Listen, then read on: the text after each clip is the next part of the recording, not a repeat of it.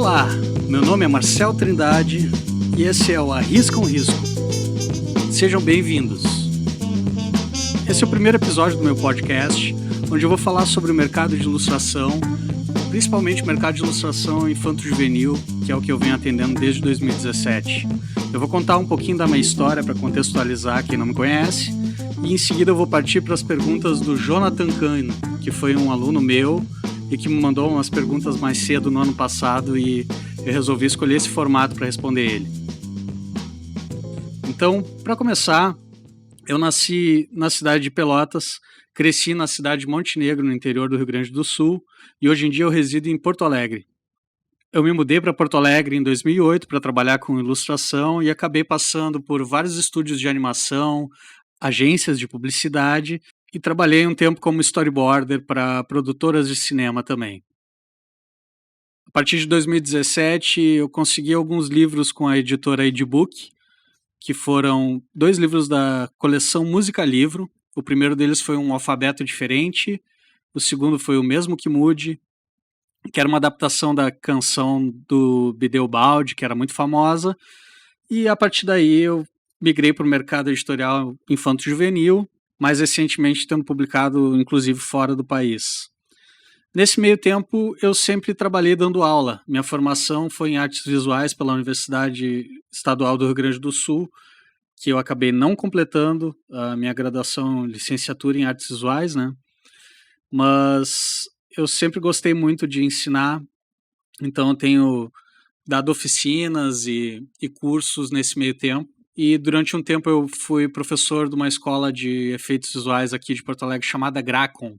Eu tive a oportunidade de dar aula para um pessoal bem bacana nessa escola de efeitos visuais e foi nesse período que eu conheci o Jonathan. E algum tempo depois ele me mandou uma mensagem através da minha página no Facebook e disse que tinha algumas dúvidas sobre o mercado, que ele está tentando se posicionar e tudo mais. E eu pedi para que ele me enviasse, então, algumas perguntas para que eu pudesse responder. E ele enviou 3 perguntas bem interessantes e eu vou tentar responder cada uma delas num episódio aqui do podcast, para não ficar muito extenso também, eu falando aqui sozinho. Então, eu vou começar com a primeira pergunta, que é o seguinte, ele diz: eu vejo muito YouTube de desenho, mas poucos abordam a relação com os clientes, da parte profissional da coisa. Como cobrar e quanto cobrar por um serviço? E é uma pergunta, a pergunta é simples, mas a resposta é bem complexa, né? A gente tem que, para cobrar, a gente tem que saber várias coisas. Em primeiro lugar, em que ponto da carreira a gente está, em que ponto da nossa jornada como ilustrador a gente está.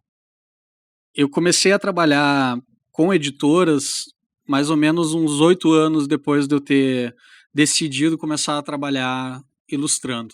Antes disso eu tive bastante experiência em outros campos em que eu trabalhava com muita gente e tive a possibilidade de aprender com muita gente boa. Para ser bem sincero, no começo eu nunca tive muita oportunidade de dizer, eu quero ganhar tanto, né, eu vou calcular aqui meu orçamento, mas essa experiência veio mais quando eu comecei a trabalhar com publicidade e aí eu comecei a fazer mais freelas e aí a gente consulta alguém que sabe que fez o trabalho, pergunta quanto cobraria por aquilo e tudo mais.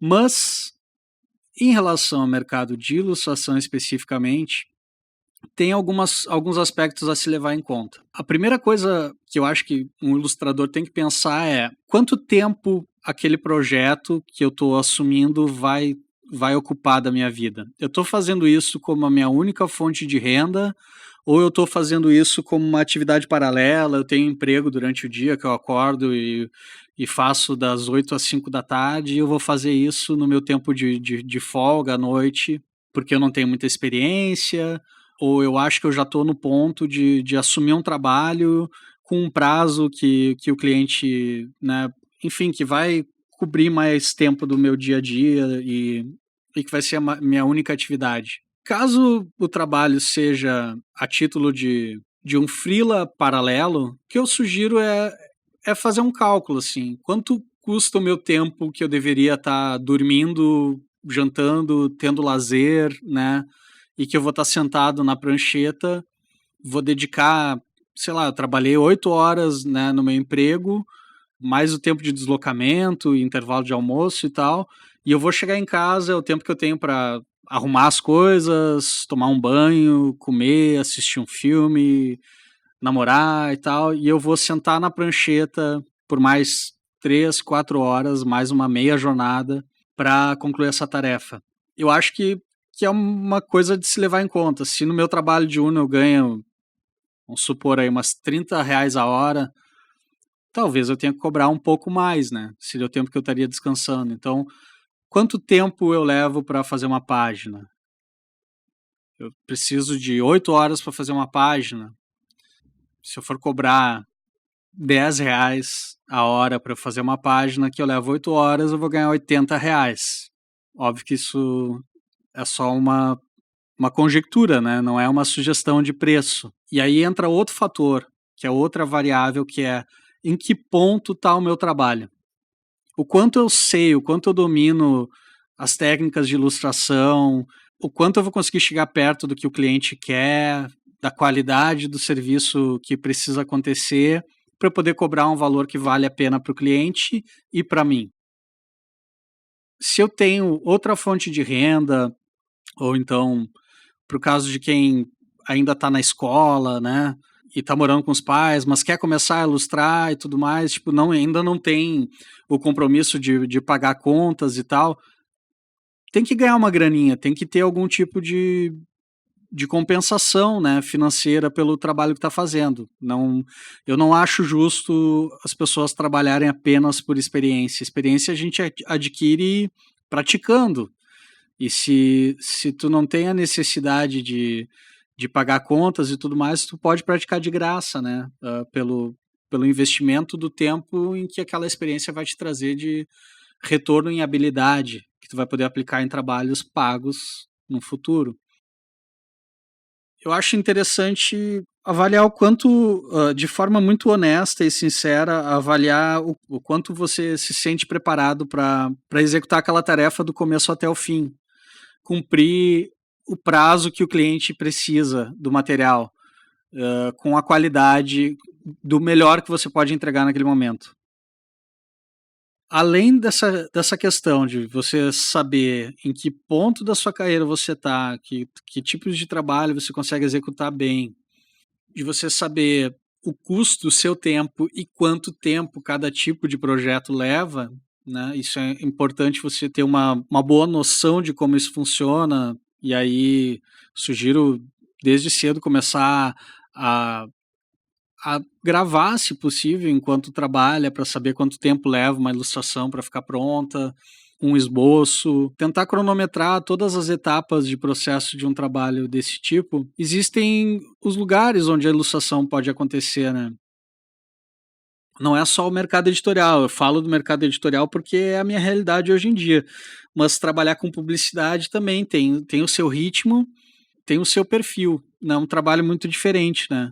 É um trabalho que ele acontece, para mim, de maneira mais rápida, não dá muito tempo para ficar matutando a ideia, geralmente a ideia já vem pronta, eles sabem muito bem o que eles querem no briefing, se eles te chamaram é porque eles querem que tu execute algo bem específico, e geralmente os prazos da publicidade são meio ingratos, então com publicidade, via de regra, chuta para cima que porque a diferença entre a publicidade e o mercado editorial, para mim, é o seguinte: a publicidade a gente não assina, quem assina a publicidade geralmente é a agência. E aí tem aquele papo de, a gente vai. Vão surgir outros trabalhos e tal. Cara, não sei. Não sei, não tem garantia, né?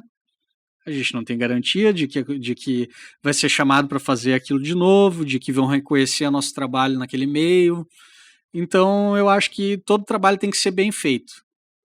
Tem que ser bem pago, aliás. Acho que todo trabalho publicitário tem que ser muito bem pago, porque geralmente as coisas são complicadas. Tem muita refação, tem muito ruído na comunicação, o cliente muda de ideia, às vezes o atendimento rateia em te passar alguma informação, e aí quem tem que retificar aquilo e trabalhar é você. E essa coisa de virar madrugada pode parecer glamurosa para muita gente, mas não é. depois de uma certa idade, tu entende que tu precisa da tua noite de soninho. Então, com publicidade é isso. Tem outro mercado bem interessante que é o mercado de audiovisual. E aí tem que ter um conhecimento um pouco mais específico para produzir, por exemplo, storyboards. Storyboard é um mercado bem mais fechado, porque ele é um mercado em que tu tem que estar bem mais preparado. Eu tive algumas experiências já com storyboard, eu não sou um grande storyboarder, mas eu já quebrei o galho algumas vezes, porque eu sou um cara curioso e que gosto muito de cinema. Para fazer storyboard tem que entender muito de cinematografia, blocagem de cena, entender as regras de como a câmera funciona dentro da cena, e até um pouco de fotografia tem que conhecer bem. Então, para ser storyboarder, tem que estudar pra caramba.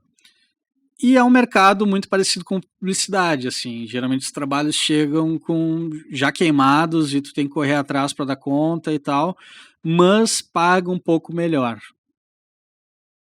Pensar nisso na hora que começar a colocar no mundo aí, ó, gente, estou desenhando e tal, né? Se liga que cada mercado tem o seu valor aí, né? E tem o teu valor para tu sentar e fazer as coisas, certo? Então é isso, gente. Essa foi a resposta da primeira pergunta do Jonathan. A gente vai ter mais 2 perguntas, que são mais 2 episódios. Esse é o Arrisca um Risco. Por enquanto, vai funcionar como um podcast limitado para responder essas perguntas do Jonathan. Mas se você estiver ouvindo aí, quiser saber como pode começar a desenhar e tudo mais, ou só trocar uma ideia, manda uma pergunta para mim. O meu e-mail é contact@marceltrindade.com.br. O site é www.marceltrindade.com.br. E lá no site você acha todas as minhas redes sociais, pode me seguir, me dar um alô lá no Instagram, no Facebook e tudo mais. Eu respondo sempre que eu tenho tempo. E não seja um estranho, aparece aí, ouve o Arrisca um Risco, compartilha com a gurizada que gosta de desenhar e até a próxima.